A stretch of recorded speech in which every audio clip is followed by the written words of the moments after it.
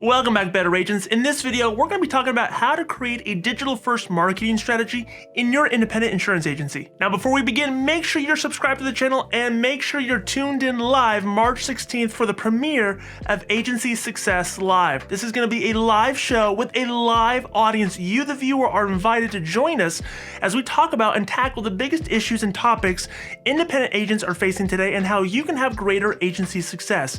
If you're interested in joining our live show and joining us on Agency Success Live every single week, then make sure you comment down below. Let me know you want the invite, and we'll get the registration details out here shortly so you can mark that on your calendar every single Wednesday. Ever since 2020, a lot of independent agents are telling themselves that they want to deploy a digital-first strategy in their agency when it comes to marketing and building their book of business. Here in this video, we're going to talk about frameworks and strategies, things that you need to consider if you really want to think about having a digital-first approach in your marketing for your agency. Here's the first thing that I'm going to say, because I don't feel like this clicks with enough agents. Marketing, it's not magic. It's not pulling a rabbit out of your hat. You can't just make a bunch of ads on the internet and expect a bunch of leads to start coming in and people wanting to do business with you. That's not how marketing works. Marketing isn't magic. Ho, ho, ho, it's magic, you know. Marketing is actually manual labor. It's hard. It's something you gotta consistently show up for and do, and it's not easy. Having a digital-first approach in your marketing really requires you to build two pillars in your strategy. The first pillar is you need to make relevant content. Now, I see a lot of agents who make content that, frankly, isn't very relevant. Look, I know you thought it was a good idea to make a blog article on the 6 things that you need to do to prevent your pipes from freezing in the winter, but you have to ask yourself and you have to examine, is this really what the audience wants? Does this solve any immediate problem for them? Do they care about this? No, and I don't care. If they don't care, if there's not an immediate need for it, then perhaps you shouldn't make it. The first thing that you need to do is you need to talk to customers. You need to get insights. You need to talk to people who are buying insurance from you, but more importantly than that, you should be talking to people. And I know this is hard, but listen, we're in the game of solving problems. You need to talk to people who aren't customers, people who didn't buy from you, or better yet, people who left you, people that sought a solution elsewhere. You need to talk with them. You need to get feedback. You need to get insights. As painful as this might be, this is crucial, because what you're gonna do with this information is you're gonna form an opinion. And this opinion that you have is gonna be how you serve the marketplace. You need to create an opinion based on the narrative and the feedback that your customers and non-customers are telling you. And then you wanna use that to calculate and figure out how you're gonna solve the problem. When you form an opinion, it's gonna be contrarian by nature. You don't have to have provocation for provocation's sake. It's gonna be different because you're gonna start to analyze your customers, the segment of the market that you wanna serve, and you're gonna see the problems that they face. They don't know that it's a problem. They think doing it the way that they're doing it is just fine. That's why they haven't sought out any solution.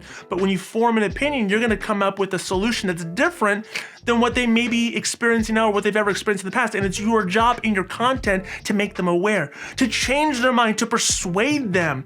That's what you need to do in your content. You need to analyze what the problems are in the market, and then you need to come up with an opinion on how that should best be solved. It could be price objections, it could be service objections, it could be any way that you see the world, externally, internally, or philosophically. You're gonna see a problem, and then you're gonna come up with a solution on how you think it's the best way to solve that problem. Ask yourself this question: what is it that people don't know about me or my agency that if they knew it, if they knew we solved these problems, they'd be more likely to want to have a conversation with me and engage in a sales discussion? When you're thinking about your content, you want to think about 1 or 2 content platforms that you can anchor your content on. I see a lot of agents kind of trying to spread the wealth across all these different platforms. They're doing TikToks, they're doing Snapchats, they're doing Facebooks, they're doing the LinkedIns and the YouTubes and the Twitters and the Spotifys.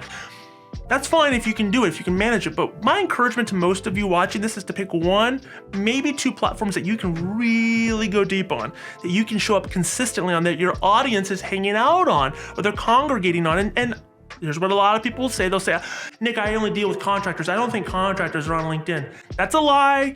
It's not true.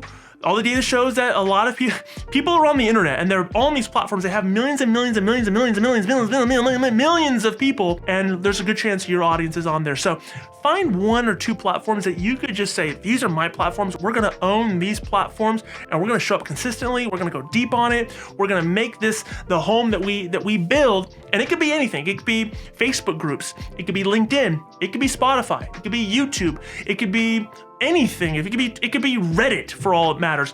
If that's where you think your audience is, and that's where you think you can go deep on, you can show up consistently on, then you want to pick those two platforms or that platform, and you just want to make that your home base. It's my encouragement that you make 4 to 7 pieces of content per week, and this is where a lot of people will get lost, and they'll immediately check out and they'll say, Nick, I can't make 4 to 7 pieces of content every single week. I'm not saying you have to. If I thought I had to make 4 to 7 original pieces of content every single week, I can see how that could be problematic.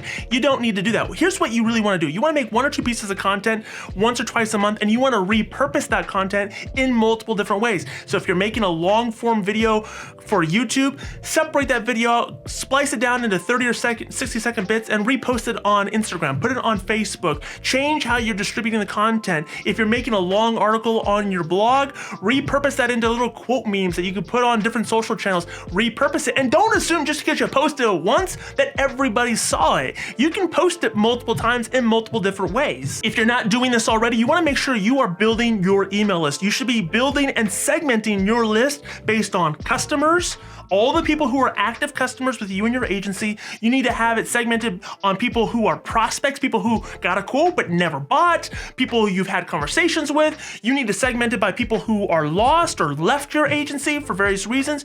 You want to start to distribute your content accordingly to those different segmented groups. And listen, you'll say, well, people will unsubscribe. That's okay. You're still building the list. For every 5 people that unsubscribe, you're going to be getting 10 more people on that list just by your regular efforts if you're doing the things that you need to be doing. So continuously build that list, allow it to self-groom, self-prune. It's okay if they're unsubscribing. They're just saying, not right now, it's okay, or they just never were going to be customers to begin with. But you want to distribute your content in a way that is beneficial to them. You want to give them short, choppy emails. I actually made a video on how to write emails. I'm going to link it right here.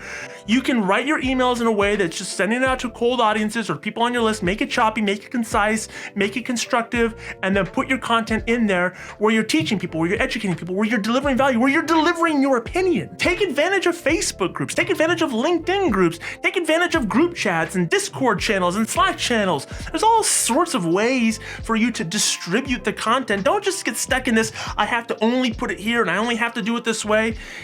I said pick 1 or 2 platforms and you should go deep on those platforms, but take advantage of the other fringe platforms just as little droplets, little breadcrumbs, things that you can kind of put out there and people can kind of get into your content, get into your world, in your ecosystem. And don't be afraid to branch out and try new things, but you're going to want to repurpose that content 4 to 7 times a week in multiple different channels, multiple different ways. Your consistency with your content will allow you to make better content. If you don't like the way you sound, or you don't like the way you look, you don't like the way you write, practice. Get better at it. The more you do it, the better you'll get. The more you do it, the more feedback you'll gain, the more insights you'll gather. You'll see how people engage. You'll see what they like. You'll see the things that matter to them. If you're making opinionated content that is challenging people's worldviews or getting them to think about the problems a little bit differently that they have and how to solve them, then the more you do it, the more people are going to let you know how it works or what they think. And based on that, you'll make better content. So the first pillar is making relevant content that is built around your opinion that you have formed after talking with your customers and prospects. The second pillar is all about distribution. And my opinion is that you use paid advertising to push that content out. You want to squeeze all of the organic juice out of all that content. You do that by posting and by repurposing and by emailing and by sharing. You do that multiple times, but there's gonna come a time when you're gonna have to rely on the platforms to push out that content with paid advertising. If you just make content, you write an article, you make a video, and then you just expect someone to find it in 9 years, that is a long time. You don't want to do that. So what you want to do is you want to create the opinions and the content, and then you want to push it out to the relevant groups, the relevant sets of people that need to hear that opinion, or they need to understand that you're making them aware. You're paying to play, but you're also putting gasoline on the fire, and you're allowing the platforms to push that content out to more people. I don't want to have to wait 84 years for content. It's been 84 years. Instead, I want to make the platforms send that content out to more people faster so that I can then get my word out, get my opinion out, and I can create more of a buzz, more demand for what it is that we're doing in the agency and creating more sales conversations. Now, if you're serious about having a digital first strategy in your agency, then I'm going to tell you something that might be a tough pill to swallow. You should hire a professional to do this for you.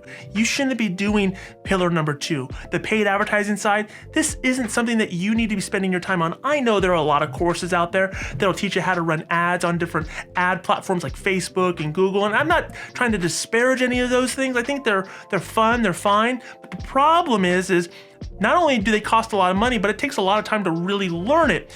And the problem is, by the time you learn it, the platform's changed and the tactics that you learned now became irrelevant. And so I think it's something that you should hire professionals to do, something that they do professionally and they spend all their time on, because creating ads, managing networks, and optimizing, it's a full-time job. It takes a lot of time, and your time is worth something. If you're serious about this, then you need to dedicate $5,000 to $7,000 a month for the ad spend and the management, probably a little bit more depending on what your goals are and what you're trying to accomplish. But if you can't spend at least $3,000 to $5,000 a month just in ad spend, then you have to really consider the idea that maybe a digital first strategy isn't something that is important to you. And that's okay too. There's nothing that says you have to have a digital first approach, but this is something that should be left to professionals. If you're trying to create a digital first strategy in your agency, you should also consider expanding your footprint. The thing with the internet is it goes everywhere. So when you're making organic content for YouTube or Spotify or LinkedIn or Facebook, that content could be seen by every Tom, Dick, and Harry in every state, in every country. So you want to probably reconsider your approach of saying, I only want to be licensed in the state of my residence. You should probably think about expanding that footprint and making content, because the more people that your content can touch, the more likely is that you're going to get leads from other places. And if you're not licensed to do business there, well, then maybe this isn't the right strategy for you. But you should think about expanding that footprint and going into multiple states. The more states, the better. And I know there's a cost associated with that. There's paperwork, there's fees, there's licensing. And that's okay. Maybe you just start small, or 5 to 10, or maybe what you do is you make the content and see what the results look like after 6 months, and then figure out, hey, we're getting a lot of leads in Texas and we're in New Mexico. Maybe we should get licensed in Texas. If you don't want to get licensed in those states, then maybe connect with other agents where you can build referral relationships with them. Maybe you could pass referrals to them in exchange for a commission split. The ideas are endless. But this is how you want to think about a digital first approach. It takes a lot of effort. It takes a lot of money. Your hiring decisions are going to be changed, are going to be altered. Instead of hiring another CSR, maybe it's hiring another person for the marketing team to get more leads in. Maybe your compensation differs for these types of agencies or these types of producers. It's really kind of a unique scenario that you're going to find yourself in. But really, the most important thing I can do is tell you, you need to form that opinion and you need to share it with as many people. How are you going to solve the problems of the audience? Thank you so much for watching to the end of this video. If you haven't already, make sure you're subscribed, like this video, comment down below, let me know what your thoughts are, and we'll see you again on the next video.